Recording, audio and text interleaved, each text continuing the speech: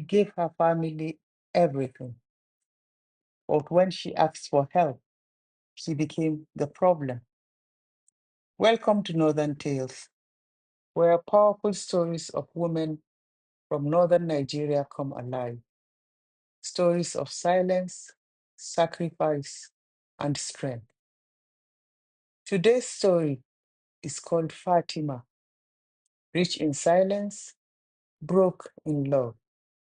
If you're new here, hit the subscribe button and tap the bell so you never miss a story.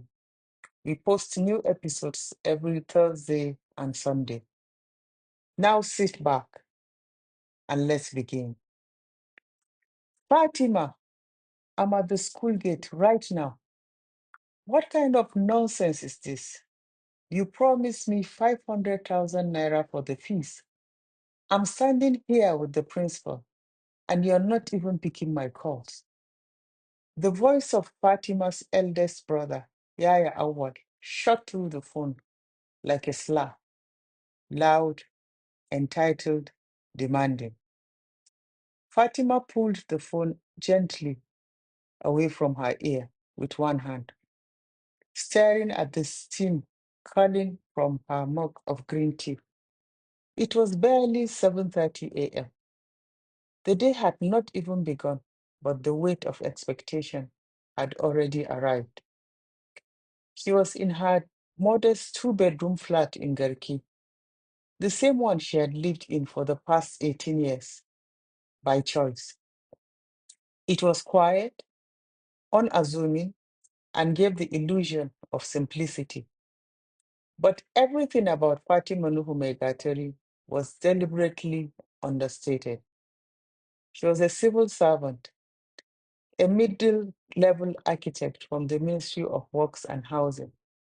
Her life, to anyone watching, looked simple and predictable. Basic car, quiet routines, basic lifestyle. The kind of life no one would envy, but everyone would overlook. But that was only the surface. Behind her plain wardrobe and soft voice was Zuri Holdings, a multi-billion naira real estate empire she had built brick by brick. Fatima owned real estate all over Nigeria, as well as some rental properties in Dubai. She had over 50 tenants, four active construction sites, and two lawyers on monthly retainers. Her business ran like a well-oiled machine, all registered, all legal, all house. No noise, no drama, no Instagram. All of it built in silence because Fatima knew something the rest of her family refused to learn. Real wealth doesn't shout, it moves quietly, just like she did. She had learned from the best. Her father, Alhaji Nuhu Maigatari, had been one of the most respected businessmen in Kano, a billionaire who made his fortune as the largest tire supplier in the state. But what fascinated Fatima even more was his portfolio of low-income rental properties spread across the city. He often told her, tires move money, but land holds it. Real wealth sits quietly in sand and cement. He loved Fatima dearly and admired her sharp mind, her discipline, and her uncanny sense of business, sharper than any of his sons. Yet, he always reminded her, with a kind but immovable tone, that a woman's place was in her home, not in boardrooms. Your brothers will carry the business, he would say. You will carry your family. And so, while still alive, he divided his empire among his sons. Fatima could only watch as Yaya Awad, headstrong, reckless, and least capable of all of them, inherited the crown jewel. Within 2 years of their father's death, The once thriving empire he handed down had collapsed into dust, squandered by Awal's arrogance. Fatima, don't disgrace me, Yaya Awal continued. Do you know how many people I told that you're paying the fees? Or is it because you now have one or two tenants that you want to form stingy? Yaya Awal was referring to the two apartments she bought in Garki with her inheritance of 80 million naira when their father died. One or two tenants, she thought to herself, if only he knew. Awal and Auntie Karima, the two eldest, were carbon copies of their mother, Hajia Zainab. Always loud, always performing, obsessed with how things looked on the outside. Their mother had lived her whole life as if she were in competition with her co-wives, always exaggerating, always trying to prove that her children were more successful, her house more elegant, her wardrobe more expensive. From her, Awal inherited not just her sharp tongue, but her deep sense of entitlement. To him, it was his birthright to take, to spend, to command. And whenever Fatima tried to push back, to point out their recklessness, or say no to their endless demands, it was Hajia Zainab who silenced her first. Why are you stingy? Her mother would say, her voice heavy with accusation. Allah has blessed you, and you don't want to help your family.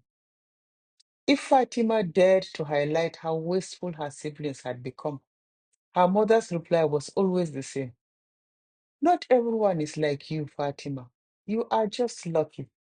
All the blessings of my womb were given to you. So don't be ungrateful and do not incur the wrath of Allah. You must keep family ties. It was a burden disguised as faith, a guilt dressed up as piety. And in that trap, Fatima carried not just her own responsibilities, but the failures of everyone around her. Fatima had long since learned to keep her distance. She gave because that's what was expected, but she never explained, never revealed.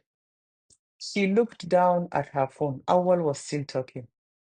Awal's voice grew sharper, climbing over like climbing over itself like a man desperate to be heard. Wallahi, Fatima, you always behave like this. You will first make someone beg, then you will form big madam before you bring the money. Don't think because you're sitting in Abuja with one or two coins, you can look down on us. You are pompous, Fatima, too pompous.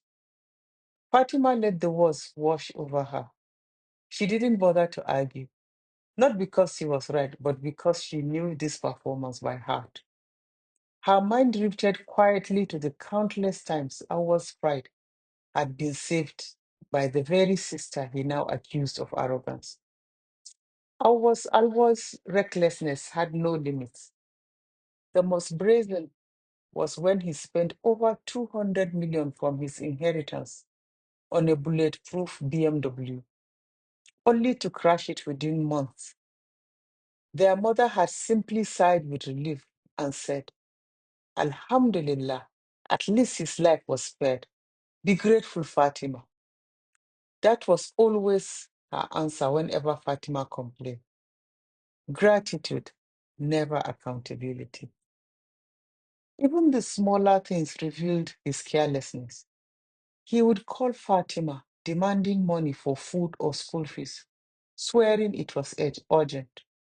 He would send the cash, only for his wife to call days later, embarrassed, asking for the same money because nothing had been bought and no fees paid.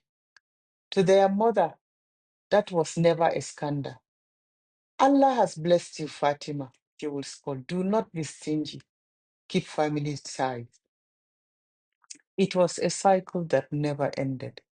Awal wasting, their mother excusing, and Fatima paying the price. Fatima remained silent. She lifted her cup again. blowing gently at the stick before taking another slow sip.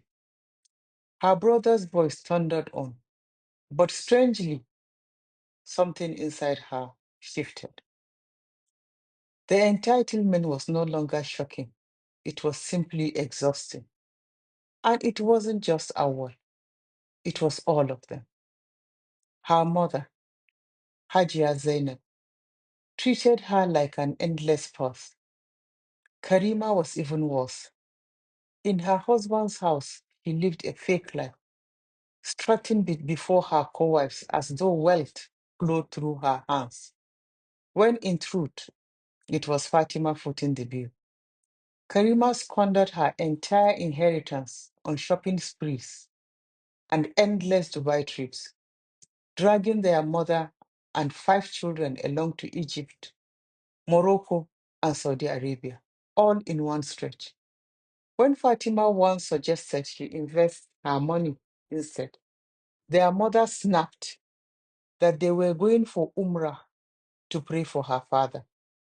So while Karima staged her illusions and their mother justified it as family ties, it was Fatima's sweat funding their show. They never said thank you, not once, not sincerely. Fatima stared at the swirl of green in her cup, her lips pressed together. Enough, she thought again. This wasn't love, it was consumption. Sometimes when the house fell quiet and the phone stopped buzzing with demands, Fatima allowed herself to think about her own life. She had done everything right, earned her architecture degree, married soon after, and hoped for the kind of stability her father always spoke about. But that first marriage had crumbled within 3 years, poisoned by whispers of in laws who never forgave her for not conceiving quickly enough. 6 years later, she tried again, only for the second marriage to collapse in 6 months. That time, it was betrayal she could hold in her hands. Her husband had been stealing from the only indulgence she allowed herself, her gold jewelry. By the time she discovered it, more than 50 million worth was gone, sold off piece by piece. After that, she rented a safe deposit box in the bank and locked away what remained. She had been single ever since, 9 years now, at 45. And in the stillness of that moment, she asked herself if this was all her life was destined to be. Not a wife, not a mother, not even a builder in her own right, just an ATM to her family. Fatima opened her banking app, her thumb gliding across the screen with the same calmness she used to draw business plans. She didn't argue, she didn't defend herself. She simply typed the figures 500,000 naira and pressed send. On the other end of the line, Awal was still barking. You think you're better than us? Always forming big woman, always making us beg. Then suddenly, his voice faltered. Oh, the money has entered. For a moment, there was silence. Not gratitude, not relief, just the sound of him adjusting his breath before the next demand. Good, he said. At least you didn't disgrace me today. Now listen. Next week, I will need you to pay the deposit of Asabe's surgery. She is due for her third C-section. The doctor said 200,000 will cover it. Just be ready. I don't want stories. And before Fatima could even exhale, the line went dead. No thank you, no pause, just another command thrown across the airways, leaving her kitchen heavy with silence. She set her phone gently on the table. Her fingers still curled, as if holding the weight of something far heavier than glass and metal. Third cesarean. The first two had been hers too, quietly paid, quietly forgotten.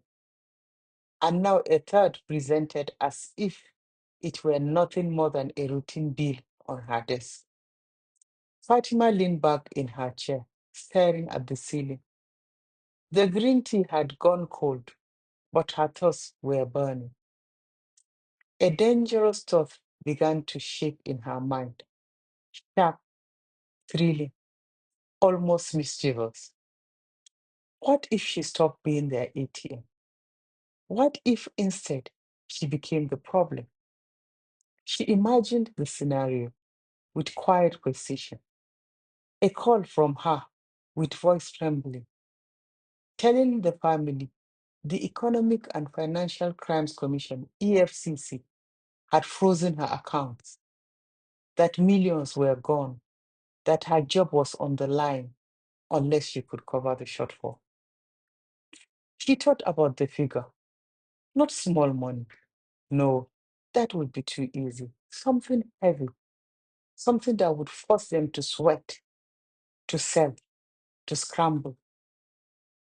Maybe 100 million naira. Yes, that was the number. The kind of money that will make even Awan and Karima stop sneering. The kind that will strip the lace of their arrogance and reveal who they truly were. For the first time that morning, Fatima smiled. Not the polite smile she reserved for colleagues, not the weary smile she gave her tenant. This was different.